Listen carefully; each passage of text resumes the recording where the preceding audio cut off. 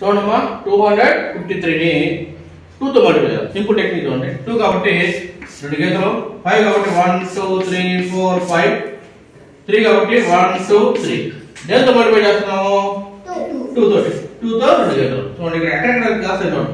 1 2 3 4 5 6. ఓకేనా? 1 2 3 4 5 6 7 8 9 10.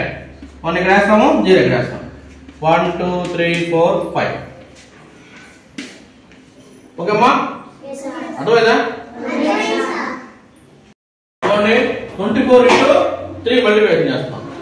2 అంటే 2 గీతలు. ఓకేనా? 4 అంటే 1 2 3 4.